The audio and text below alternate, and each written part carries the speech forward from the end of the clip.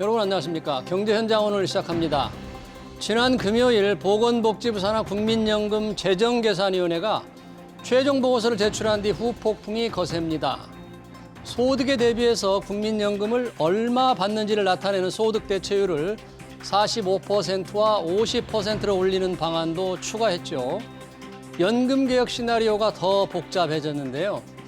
그런데 정부는 보험료를 얼마나 더 걷고 연금을 얼마나 보장할지를 구체화한 한두 개안을 선택하지 않고 방향만 제시할 거라는 보도가 잇따르고 있습니다. 연금 개혁이란 거대한 산 앞에서 종종 걸음만 하고 있는 현재의 상황, 전문가들과 함께 자세히 짚어보겠습니다.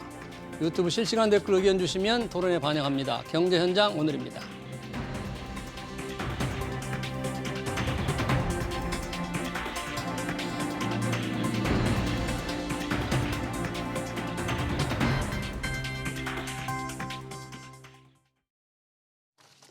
네, 국민연금 개혁 방안 토론하기 위해서 두 분의 전문가 모셨습니다.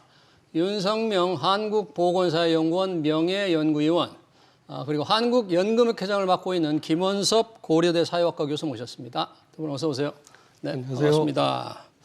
자, 국민들에게 노후 보장에 가장 중요한 연금 개혁 논의하기 위해서 오늘 두 분 오셨는데요. 먼저 보건복지부 산하 자문기구죠. 국민연금 개혁 재정계산위원회에 김홍하 위원장 발언을 먼저 들어보시고 토론을 하겠습니다. 몽청회 보고서가 나온 이후에 소득 대출과 관련해서 이 논란이 있었고 국민들이 소득 대출과 관련해서 정보를 알고 싶어하기 때문에 소득 대출 파트를 포함해서 국민들이 우리 연금 개혁에 대해서 충분히 알시고 판단할 수 있는 근거 자료를 제시하는 데 포인트를 맞췄습니다. 네, 지난 금요일 회의 결과 김용하 위원장이 소득 대체율, 평생 소득에서 받게 될 연금의 비율을 말하는 게 소득 대체율인데요. 이거를 그동안까지 논의해서 좀 추가했다. 소득 대체율 목표치는 현재 40%입니다. 이거를 45%와 50%로 올리는 방안을 더 넣었다는데 그게 오늘 토론의 출발점이 될 것 같습니다. 자, 왜 더 넣었을까요? 한번 그것부터 따져보겠습니다. 윤성명 의원님, 재정계산위원회 직접 참여하셨는데 국민들은 지난 9월 회의 결과에서는 이런 소득 대체율 인상이 빠졌는데 이번에는 왜 이 두 가지 안을 더 넣게 된 겁니까? 예, 지난 9월 1일 날 국민연금 5차 재정계산 공청회를 했습니다. 예. 그때는 소득 대체율 40% 위주로 재정 안정화 방안에 대해서 주로 논의를 했거든요. 예. 근데 이게 사연이 어떻게 된 거냐면 제가 이제 재정계산위원회에서 재정 안정화 방안을 담당하고 있고 예. 또 다른 위원분께서 재정 안정화 방안을 담당하고 있는데요. 예. 저희가 기본적으로 뭐 공청회 한 달 전까지 논의할 때는 주로 40% 소득 대체율을 갖고 논의를 했습니다. 현재의 목표치 네네네. 40%. 그런데 이제 50%를 주장하시는 분들도 있는데 그게 본격적으로 많이 논의는 안 됐는데 공청회를 앞두고 이제 저희가 공청회 자료를 만들어야 되거든요. 예.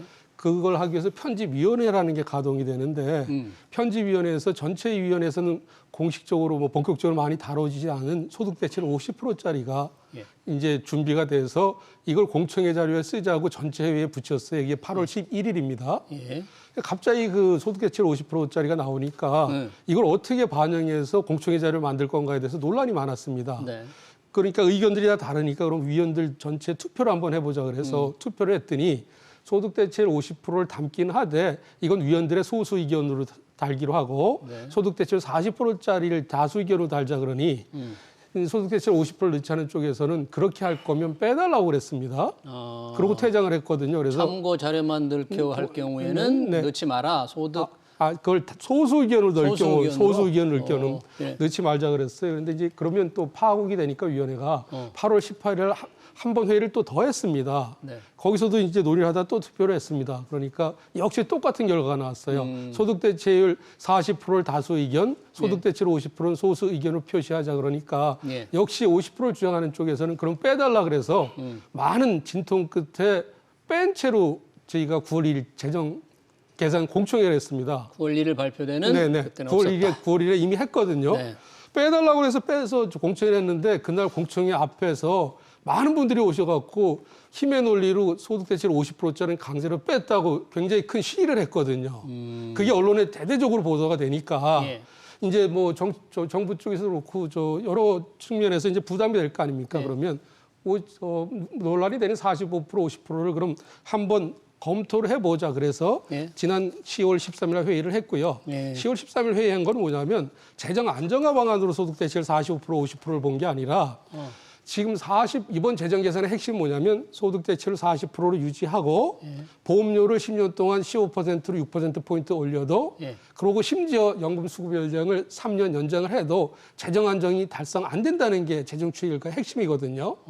그런데 소득 대체를 그거보다 5%포인트, 10%포인트 더 올리면 재정 불안정은 더 심해질 거 아닙니까? 네. 그런데 왜 45% 50%는 안 넣냐 그러니까 그걸 넣는 회의는 하되 45% 50%일 경우는 얼마나 재정 상태가 더 안 좋아질 수 있는지 그걸 좀 제대로 보여주자. 그 논점 가지고서 지난 13일 회의도 굉장히 논란이 좀 많았습니다. 알겠습니다. 그러니까 지금 현재 소득 대체율 40%가 목표인데 45%, 50%로 올리는 게 소득 보장을 강화하는 사람들의 주장이었거든요. 그게 지난 9월 1일에 빠졌는데 이번에 넣은 게 요 45%나 50%도 선택 가능한 안이라기보다는 이렇게 소득 대체율을 올리면 이 국민연금 수지가 얼마나 안 좋아진 걸 보여주자. 단순히 이런 식으로 넣었다 그런 얘기가 그런 쪽에 방점이 많이 찍혔다는 겁니다. 재정 안정화 방안을 마련하는 그 자체보다는. 네. 소득 보장론을 주장하는 사람들은 이렇게 소득 대체율 올리는 게 필요하다. 그래서 이렇게 넣은 것 같은 느낌이 들었는데 좀 어떻게 이게 이번에 이제 원래는 안 들어갔다 급여 올리는 게 들어갔지 않습니까? 그거는 아마도 이제 우리나라 국민연금 제도의 특성을 보여주는 겁니다. 그러니까 우리나라 국민연금 아시다시피 이렇게 연금 개혁, 지금 연금 개혁이 사실은 보험료만 올리는 거잖아요. 그 부담을 많이 주는 거잖아요. 보험료도 올리고 받는 나이도 조금 늦추려고 하는 늦추고. 거. 그러니까 다 부담을 주는 거죠, 국민들한테. 그렇죠. 부담만 늘어나. 그런데 이제 국민들이 볼 때는 이제 그 부담만 지금 받는 건 없이 부담만 받게 되느냐. 그럴 때는 이제 그 연금 개혁하기 어려워지는 거죠. 우리가 연금 개혁이나 연금 제도라는 게 그냥 우리가 수치상 뭐 이렇게 전문가들이 앉아서 이게 좋다 저렇게 좋다 해서 해결되는 게 아니고 국민들이 동의해야 결국은 해결되는 거잖아요. 국민들한테 가장 중요한 제도이기 때문에. 근데 우리나라는 이렇게 국민연금 제도에는 불신이 심하잖아요. 왜냐하면 이게 우리나라는 그렇지 않습니다. 미국도 그랬고요. 초창기에는. 왜냐하면 처음에 적립식으로 했기 때문에 적립식으로 하면 돈만 모으잖아요. 받는 사람은 없고. 그럼 기업도 싫잖아요. 돈 내야 되고. 가입자도 싫죠. 근데 그걸 좋아할 사람, 혜택을 받아서 이익을 벌어서 없어요. 예. 그럼 당연히 초기에는 당연히 거죠? 그렇죠. 근데 그게 아직까지 우리나라 국민연금 해결을 못한 거죠. 왜냐하면 아직까지 국민연금 받는 사람이 42%밖에 안 되거든요. 그러니까 이게 빨리 늘어나서 국민들의 어떤 지지를 받는 그런 제도가 되면 다른 나라처럼 이렇게 중요한 제도를 지키기 위해서 보험료를 좀 올리자, 고통을 감수하자 이런 게 통하는데 우리나라는 그걸 지지해 줄 사람이 아직까지 적은 거죠. 그래서 국민연금 받는 사람이 지금 42% 국민의 그거밖에 안 65%, 65세 이상. 65세 이상 중에서 그래서 그런 우리나라 문제 연금 제도, 국민연금 제도의 특성을 보여주는 거예요. 그래서 당연히 그 특성에 맞춰서 그럼 우리가 어떻게 국민을 설득해야 될 것인가 하는 관점에서 급여 인상도 같이 나오는 거죠. 다만 제가 생각할 때는 급여 인상이 꼭 가장 좋은 방법이었느냐. 그러니까 제일 큰 문제는 지금 급여 인상보다는 사실은 많은 국민들이 많이 받지 못하고 있는 문제. 그러니까 더 많이 받게 하는 문제라든지 급여 인상 지금 급여 인상하면은 또 계속 보험료 인상이 자동으로 오기 때문에 그것보다는 이제 보험료 인상이 필요 없는 기초연금이나 다른 부분의 인상 그런 것을 고려하는 게 더 옳지 않았나 그렇게 생각합니다. 예. 우리 김원석 교수는 그러면 지금 지난 금요일에서 소득 대체율을 좀 올리는 안이 이렇게 추가가 된 아니라기보다는 어떤 방안 연구 결과 하나로 들어갔는데 이렇게 통해서 소득 대체율을 올리는 게 최적의 선택은 아닐 수 있다 이렇게 그런 쪽인가요? 소득 대체율을 좀 더 강화하는 방안이 다른 방법에서 좀 찾자 그런 건가요? 공적연금의 전체적인 급여 우리나라에서 공적연금이 두 개잖아요 지금 기초연금도 있고 그리고 이제 국민연금도 있잖아요. 그러면 지금 아시다시피 우리나라에 이제 그 노인 빈곤은 엄청나게 높은 상태고 연금 받는 사람 적고 그 상태에서 공적연금 전체를 개선할 필요는 당연히 있고요. 그리고 그 상태에서 국민들이 공적연금을 받으면서 연금을 받으면서 그러니까 내가 요번에 국민연금 보험료는 좀 올리지만 기초연금은 또 올라간다. 그리고 국민연금 받는 사람의 30% 이상은 기초연금을 또 못 받거든요, 지금. 기초연금이 70%는 받기 때문에. 그렇다면 기초연금을 그 사람들이 더 주면서 보험료도 올리는 그런 방향, 그게 이제 2006년도에 그런 우리나라에서 이미 그런 방향이 약간 잡혀졌거든요. 기초연금, 저 교수님 말씀 중에 죄송합니다만 이제 기초연금까지 이렇게 조금 더 논의가 결국 확장돼야 될 문제이긴 한데 조금 지나서 다시 한번 좀 더 얘기하기로 하고요.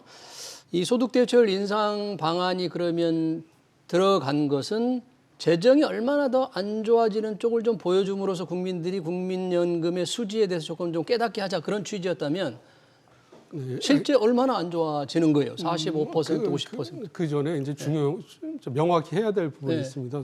우리가 뭐 저기 공적임을 강화한다고 소득 대체를 올리자 그러는데 예. 그 소득 대체를 5%, 10% 올리는 게 무슨 의미가 있고 반대로 어떤 굉장히 부정적인 효과가 있는지부터 먼저 우리가 명확히 이해할 필요가 있습니다. 소득대체를 올리는 거 무슨 의미가 있느냐? 네, 네. 저 그럼 그 부분 한번 얘기해 네네. 보시죠. 많은 사람들은 공적임 강화라고 소득 대체 5%, 10%를 더 올리자 그러는데 예를 들면 지금 제일 그 국민연금 미래에 대해서 불안을 느끼고 있는 저 젊은 층들 있지 않습니까? 이 양반들이 처음에 국민연금에 들어간 뒤에 40년 뒤에야 나타날 게 소득대체율 관련 논쟁입니다. 뭐냐면 우리가 소득대체율 지금 시점에서 5%포인트를 올린다 그러면 그 5%포인트의 100% 효과가 나타나기까지는 40년이 걸린다는 겁니다. 아, 40년 후에 받는 사람의 얘기다. 네네. 그 5%포인트가 완전히 나타나기 위해서는. 그래서 이게 어떤 면에서는 굉장히 저 논리를 위한 논리 싸움인 경우가 굉장히 많다는 거죠. 그런데 예. 중요한 포인트는 뭐냐면 40년 뒤에 가서 나타나긴 하지만 우리가 인구 구조가 굉장히 나쁘지 않습니까? 출생률은 뭐 전 세계에서 제일 낮고 예. 노인은 굉장히 빠르게 늘어나지 않습니까?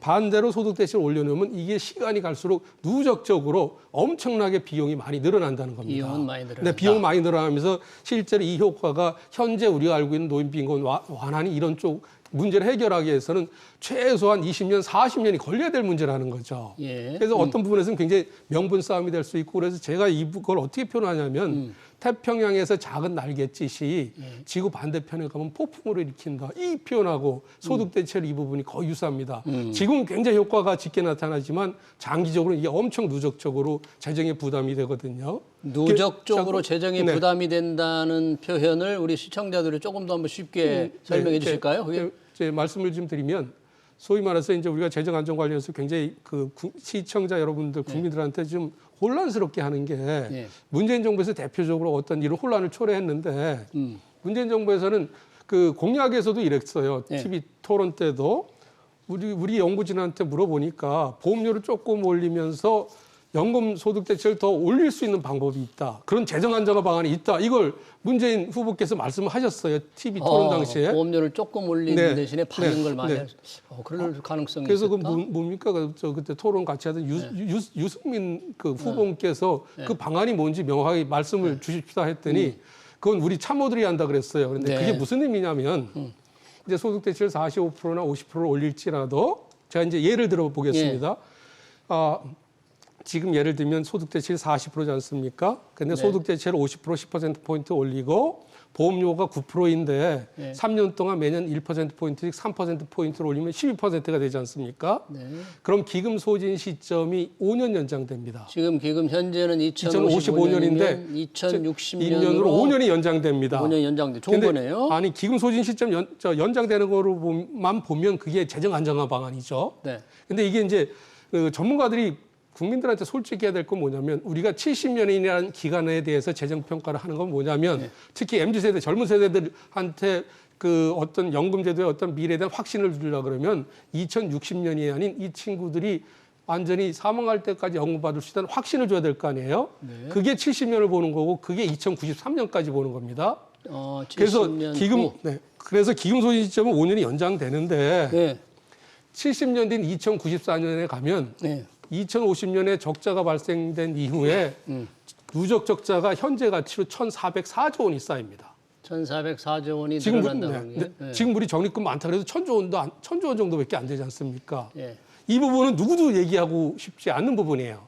정치인이나 웬만한 뭐 정부 쪽에서도 그러다 보니까 연금의 누적 적자가 이렇게 늘어나는 부분을 좀 얘기하고 싶어 하지 않는다. 않는 거죠. 그러니까 이제 아까 좀 말씀드렸지만 보험료 쪽 점 올리고 소득대체 올리는 소위 말해서 더 내고 더 받는 재정 안정화 방안이 가능하다는 건 기금 소진 시점 연장 그 부분 갖고 얘기를 하는 거고 예. 실제로 제도가 돌아가는 걸 100% 보는 시점에서 보면 이거는 후세대한테 엄청난 부담을 더 전가한다는 겁니다. 예. 예를 들면 한 가지만 더 말씀드리면 네. 우리가 연금제도를 배운 일본은 101년 뒤까지도 연금 줄 돈을 갖고 있어요.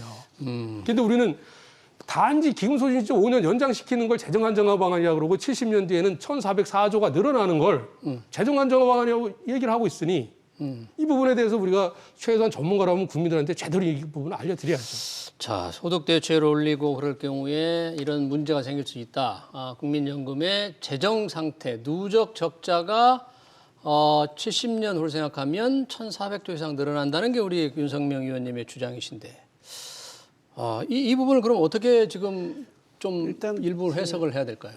동의하는 부분이 있습니다. 국민연금 소득 대체 올린다고 해서 지금 당장 우리 노인 빈곤 문제 지금 문제잖아요, 그죠? 지금 노인들이 현재 문제는 있는데 국민연금 소득 대체 올린다고 해서 그분하고는 아무 상관이 없습니다. 우리가 가입하는 사람들의 급여 올라가는 거라서.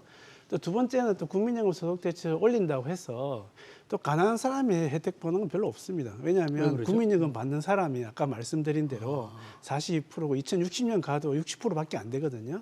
그러니까 이게 국민연금은 계속 좀 이제 근로자들 중에서 좀 안정적인 직장을 갖고 있는 사람들이 오래 돈을 내니까 당연히 이제 그분들을 대상으로 하는 거기 때문에 이게 국민연금 소득 대체 올리는 게 공적연금을 개선하는 그 정답인 같지는 않다고 제가 말씀을 드렸습니다. 그것보다 오히려 이제 국민연금 그 받는 사람 범위를 늘리는 거. 지금은 2060년 60% 받는다면 앞으로는 2060년까지 모든 사람이 다 받게 할 수 있는 그런 제도를 만든다든지. 교수님 그러면 국민연금 받을 수 있는 대상을 늘리는 방법은 어떤 게 있을까요? 방법은 예를 들면 지금 우리나라는 10년 돈을 내야 최소 10년 10년을 내야 가입해야 돈을 연금을 받잖아요. 받는데 그럼 5년 독일처럼 5년 정도 가입해도 독일이 받을 수 5년이에요? 있게. 독일은 5년. 최소 가입 기간을 좀 그 나라마다 5년도 있고 10년도 있고 1년, 심지어 1년도 있습니다. 그래서 그 5년을 당기면 사실은 상당히 받는 사람이 많아질 것이고 또 그것보다는 또 이제 일본은 또 그렇게 합니다. 이렇게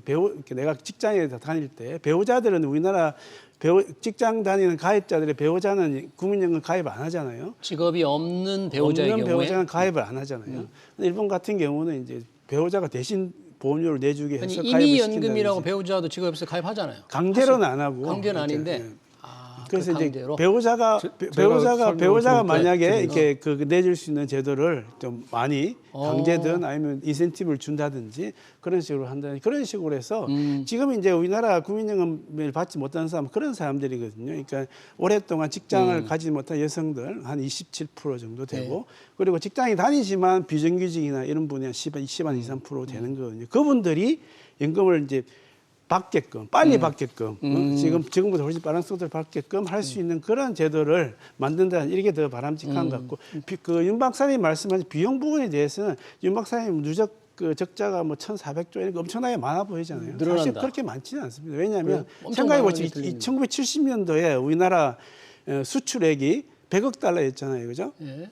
그런데 그 100억 달러가 지금 보면 지금 우리나라 전체 규모로 100억 달러는 아무것도 아니잖아요. 그죠? 그러니까 우리가 가치를 볼 때는 그렇게 누적으로 보면 안 되고 이게 이제 우리나라 전체 경제 규모의 어느 정도이냐 그런 걸 봐야 되는데 예. 우리나라 연금 재정은 정말 적습니다. 지금 우리나라 연금 재정이 다 합쳐서 뭐 공적연금, 뭐 국민연금, 기초연금, 뭐 특수시가 다 합쳐서 3.4%인데 이게 OECD의 9% 정도가 평균이거든요. OECD에 비하면 꼴등입니다. 돈을 제일 안 쓰는 나라예요, 우리나라가. 예. 앞으로 그럼 노인들이 많아지고 그러면 우리나라가 엄청나게 연금 재정이 폭발할까? 그것도 아닙니다.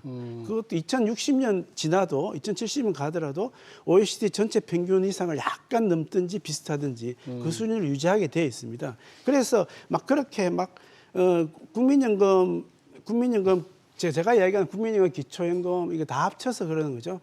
거기에 대해서 지금 재정이 문제라기보다는 그 재정은 어느 정도 잡혀 있고 물론 재정이 중요하죠. 재정이 왜 중요하냐면 우리가 계속 국민들한테 연금을 지급해야 되기 때문에 중요한 네, 겁니다. 알겠습니다. 이 재정의 중요성. 제가 좀 지금 우리 교수님께서 네, 연금 대상 가입자 대상을 확대하는 문제가 더 우선 좀 시급한 것 같다는 말씀과 또 누적 적자가 미래의 그 금요기 때문에 지금 시점에서 현재 가치로 본다 그러면 뭐 그렇게 뭐 엄청나게 걱정할 게 아닐 수도 있다. 예, 뭐 앞부분 저 동의하는 부분인데 누적 적자부터 말씀드리면 그게 현재 가치로 1,404조인데 현재 제가 가치로? 계산한 게 아니고 국회 예산책에서 계산한 거고 네. 여기서 그러니까 이제 전달을 잘해야 됩니다. 예. 소득 대체율을 40%로 유지할 경우 현재 가치로 2093년까지 누적 적자가 7,752조입니다. 7조. 예. 거기에다가 소득 대체율 10%포인트 올리고 보험료를 3%포인트 더 올려도 1,404조가 더 추가돼서 총 현재 가치로 9,100조가 넘는다는 얘기입니다. 이건 어마어마한 액수예요. 이건 뭐 그러니까 지금 짧은 시간에 다른 것도 말씀드려야 알겠습니다. 되니까. 네. 그리고 이제 우리 김원숙 교수님이 이제 말씀하셨는데 국민연금 가입자를 늘리는 쪽으로 가야 된다. 가입자를 좀 늘려야 네, 그 부분은 저도 기본적으로 동의를 하는데 예. 예를 들어서 독일식으로 우리가 5년만 가입해서 또 연금을 받게 한다 그러면 지금도 가입 기간이 짧아서 용돈 연금 뭐 담뱃값 연금이라 그러는데 담뱃값 연금도 안 된다고 이제 또 소득대세 더 올리자는 또 불만이 나올 거라는 거죠. 이 부분은 이쪽으로 그러면 이쪽이 튀어나오는 이런 저 두더지 잡기 게임 같은 부분이 있다는 거예요. 그래서 네. 아까 일본 얘기를 뭐 일본, 하셨는데 배우자 네, 강제 가입하게. 일본 그게 남편. 무슨 뜻이냐면 네. 우리는 1인 1연금인데 일본의 연금 체계는 1가구 연금 기준입니다. 우리 기초연금 아까 김원석 교수님 자꾸 늘리자 그러는데 우리는 65세만 되면 대한민국 국민의 노인의 70%는 무조건 세금 걷어서 주는데 하위소득 70%가 기초연금 대상자죠. 일본의 기초연금은 보험료를 누군가 내야만 받을 수 있는 제도예요. 그냥 세금으로 주는 제도가 아니라 그래서 아까 김원석 교수님 말씀하시는 배우자 그 부분은 이제 우리가 잘 고려를 하면 될 것 같아요. 뭐냐면 일본은 남편이 직장 생활하면서 우린 지금 국민보험료가 9%지 않습니까? 18.3%의 보험료를 내면 자기가 보험료 내서 받는 기초연금에다가 부인의 기초연금까지 같이 줍니다. 대신 우리 국민연금 같은 보험료를 내서 받는 자기가 받는 연금은 우리에 비해서 굉장히 낮은 수준이에요. 예. 그래서 걔들이 목표로 하는 게 부부 두 사람이 기초연금 받는 거하고 자기가 또 받는 소득비례연금, 후생연금이라 그러는데 예. 그걸 합한 전체 소득 대체율이 50%가 목표입니다. 그러니까 우리 2배를 내지만 우리 기초연금까지 합치면 오히려 우리가 더 많이 주는 거예요. 실질적으로는. 왜냐하면 우리가 기초연금까지 합하면 우리가 더 많다? 예를 들어보세요. 우리가 지금 소득 대체율이 42.5%잖아요. 네.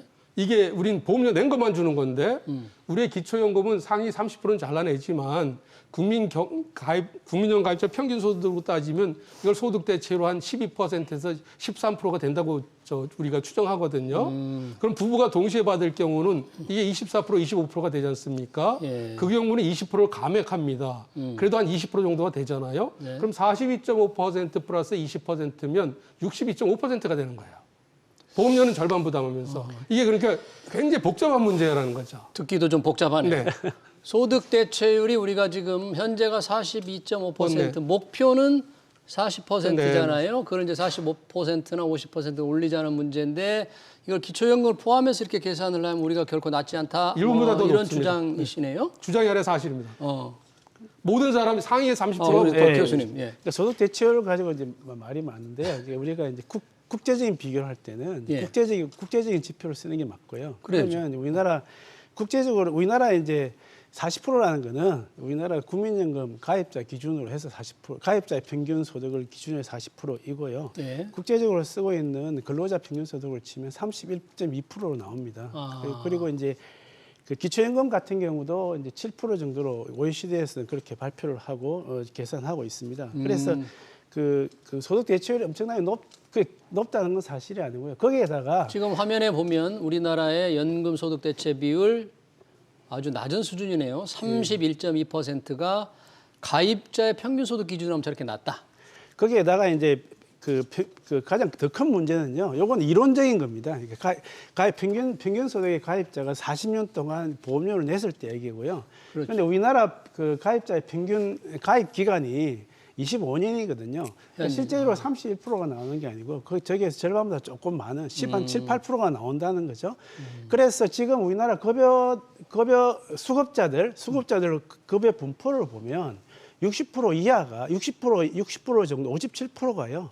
40만 원 이하의 급여를 받고 있습니다. 실제 연금 받는 사람의 60% 이하가 그럼 그게- 월 40만 원 이하다. 그래서 앞으로 뭐 그게 엄청나게 좋아질 것인가 거기에 대해서 상당히 회의적인 시각이 많습니다. 왜냐하면 예. 이 가입 기간이 상당히 그 고정되어 있고 미로적으로도 소득 대체율이 그렇게 높지 않기 때문에 예, 그런 겁니다. 그래서 또 이제 연금 재정에 대해서 이렇게 말씀을 드리면 이게 그 계속 이제 돈이 엄청나게 많이 든다고 이제 윤 박사님 말씀하시는데 우리 소득 대체를 올리고 연금 재정을 올릴 때는 어떤 걸 얘기하는 거냐면요. 당연히 그 보험료로만 하는 게 아니고 국가가 세금으로 들어가야 됩니다. 국가 보험료로 하는 게 세금으로 국민연금을 좀 지원해야 아까 된다. 말씀드린 그 일본의 기초연금 같은 경우도 뭐 윤 박사님은 이론적으로는 이제 보험료를 다 내서 하는 걸 말씀하셨는데 거기에도 국고 보조가 40%는 국고 보조입니다. 그래서 그 국민 모두가 만약에 우리나라 국민연금이 있잖아요. 국민 모두가 받는다. 90%에서 100%가 다 국민연금을 받아요. 그러면 아까 말씀하신 5년 최소 가입경 할 경우에 당연히 급여 수준이 낮은 사람 생길 거 아니에요. 그러면 이제 그 급여 수준이 낮은 사람은 당연히 국가에서 올려줘야 됩니다. 그러면 그게 이제 그 독일에서도 독일이나 이렇게 사회보험하는 나라에서도 모든 국민이 다 연금을 받은 경우에 거기에 하층 부분 가장 급여가 낮은 분들을 위해서는 국가에서 정부 보조를 하는. 그러니까 지금 우리 김원석 교수님 이제 중요한 또 발제를 하셨는데 우리 국민연금의 재정 안정을 위해서 지금 보험료율만 인상해서 보험료율로만 이제 충당하지 말고 국가 재정 조세가 좀 투입이 돼서 국가 지원을 좀 해야 된다. 그 부분 물론 이제 포인트인데 제가 좀 말씀하시죠. 제가 말씀드리는 거는 아니, 한 개만 말씀드리면 그거는 이제 국민연금이 지금처럼 60%만 2060년 60%만 받는 부분적인 사람들 잘 사는 사람에 대한 보험이 아니고 모든 사람 90% 이상이 대상이 받는다는 전제일 때 늘어났을 전제로 그때는 할 때 조세 역할이 필요하다. 어떤 뭐 이런 전제 조건은 있습니다. 모든 국민이 거의 90% 이상이 받은 경우에 정부 세금을 조금 보전해야 됩니다. 네, 이거 굉장히 중요한 부분. 소득 대체율 부분 먼저부터 얘기하겠습니다. 31.2% 나왔는데 네, 31.2%. 그거는 왜냐하면 다른 나라들은 다 소득 비례 연금입니다. 100%. 우리는 소득 재분배 기능이 넣어 있다 보니까 고소득자 소득 대체율이 낮은 거고 거기다 소득 상한이 좀 낮아서 이런 문제고 알겠습니다. 또 노동시장 문제가 선진화되지 못해서 발생한 문제지 제도 문제는 아니라는 알겠습니다. 거고요. 그다음에 이제 세금 들어가는 문제는 뭐냐면 지금 독일이나 일본하고 우리 비교할 게 아닙니다. 독일, 일본 같은 경우는 기초연금에 대해서만 절반 정도를 부담해줘야. 우린 모두 세금을 넣잖아요. 기초연금은 전부 세금이죠. 네, 근데 일본은 보험 내다가 고령화되고 이게 모자라니까 이제 세금이 들어가는 게 한 50%가 되고 있어요. 근데 이제 여기서 우리 국민연금에 세금 넣는 거 관련해서는 우리가 아무리 강한 재정 안정화 조치를 취하더라도 세금이 엄청나게 들어갈 수밖에 없습니다. 네. 이번에 이제 굉장히 중요한 저희가 세미나를 개최했는데 네. 올해 기준으로 국민연금의 미적립 부채가 1,825조 원입니다. 국민연금 미적립 부채 부채가 1,822조. 1,825조인데 이게 뭐냐니까 네. 이미 우리 국민연금에서 가입자들한테 지급하기로 약속한 액수가 뭐냐면 2,825조 원이라는 거예요. 예. 근데 우리가 적립금을 1,000조 갖고 있으니까 이게 1,825조 원이거든요. 미래 이미 받기로 되어 있는 네네. 분한테 줄 올해 돈까지 포함한다면 지금 이미 가입한 사람들 그러니까 있잖아요. 가입한 분들. 하고 받는 사람들 포함하면 근데 이 1,825조 원이 1인당으로 나누면 이게 8,500만 원입니다. 예. 근데 이게 여기서 멈춰지는 게 아니라 우리가 보험료를 웬만큼 올려도 보험료를 3%포인트를 올려도 이 미적립 부채가 앞으로 27년 뒤인 2050년이 되면 6천조 가량이 됩니다. 1인당 3억 6천만 원의 빚이 생겨요. 예. 이거는 우리가 보험료를 앞으로 2배 더 내도 세금으로만 메워야 될 부분이에요. 그러니까 이 연금 문제가 굉장히 복잡한 게 뭐냐면 어느 시점에서 이 문제를 보느냐에 따라서 연금제도 재정 상태 보는 게 굉장히 다르고 이미 우리는 아직까지 본격적인 연금 수급자가 안 나서 세금이 적게 들어가는 거지. 예. 배움 세대들이 전부 다 퇴직해서 연금을 많이 받게 되면 뭐 정부가 나중에 세금을 엄청나게 투입을 해야 된다는 겁니다. 알겠습니다. 이게 시간 관계상 더 이상 논의할 시간이 좀 부족할 것 같고, 자 이제 재정계산위원회가 보건복지부에 안을 냈잖아요. 그러면 앞으로 절차와 가장 걱정되는 이제 그 법안이 최종 결정되니까 난관은 어떻게 될까요? 지금 이제 절차. 그 재정계산위원회 최종 보고서를 내면 그걸 바탕으로 이제 복지부에서 계획을 수립해서 국회에 제출하게 되어 있고 국회에서 그걸 이제 논의하게 되어 있습니다. 그까지가 이제 법적인 의무이고요. 국회가 이달 말까지 제출합니까? 국회에? 복지부, 예. 예, 보건복지부 이달 말. 복지 네. 이달 말까지 제출하면 그 다음부터는 이제 그 결정이 국회로 넘어가는 거죠. 어떻게 될 것 같아요? 그러면? 그러니까 모든 게 다 그래서 우리나라에서 뭐 그 국회 없이 국회가 국민의 네. 동의지 않습니까? 국회의 동의 없이 할 수 있는 건 그렇게 많지 않습니다. 좀 의미 있는 계획인 경우에. 네. 그런데 우리나라에서 지금 3번 계획을 했거든요. 한 번은 1999년, 한 번은 2006년 노무현 정부, 세 번째는 이제 2013년, 14년 네. 박근혜 정부. 근데 그 특징이 있습니다. 99년은 이제 IMF 때문에 국가의 대사라서 정부에서 알아서 한 거고요. 두 가지가 있는데 2006년도에는 여당이 야당의 안을 그대로 받아줬습니다. 예. 그 기초노령임금이 그렇게 탄생한 거예요. 두 번째 2014년도 기초임금 계획에서는 그때 야당에서 안철수 대표가 민생 정치 행보라 그래서 상당히 타협적, 협조적인 행보를 보였습니다. 그래서 조건은 그겁니다. 국회에서 결정해야 돼. 하나는 여당이 상당히 야당의 방안을 포용적이든지 아니면 야당이 타협적이든지 둘 중 하나의 조건이 되어야 임금 계획이 되지 않겠나 이렇게 상당히 생각하는데 좀 앞날이 좀 걱정스럽네요. 그 전제 조건 보니까 야당이 양보를 많이 하거나 여당이 야당 안을 많이 수용할 가능성이 있어야만 될 것 같다. 그런 좀 걱정이네요. 하지만 그래도 우리 전문가분들이나 국회의원들이 지금 국회에서 논의를 하고 있고요. 예. 그래서 이 논의들이 지금 당장은 안 되더라도 빠른 시간 내에 결정을 할 수 있는 좋은 바탕이 될 거라고 저는 생각합니다. 알겠습니다. 시간 관계상 토론을 여기서 좀 마쳐야 될 것 같습니다. 국민연금 개혁 방안 앞으로 논의해야 될 과제 험난합니다. 어떻게 해답을 찾아갈지 좀 지켜보겠습니다. 지금까지 윤석명 한국보건사회연구원 명예연구위원, 한국연금학회장을 맡고 있는 김원섭 고려대 사회학과 교수였습니다. 두 분 고맙습니다. 감사합니다. 감사합니다.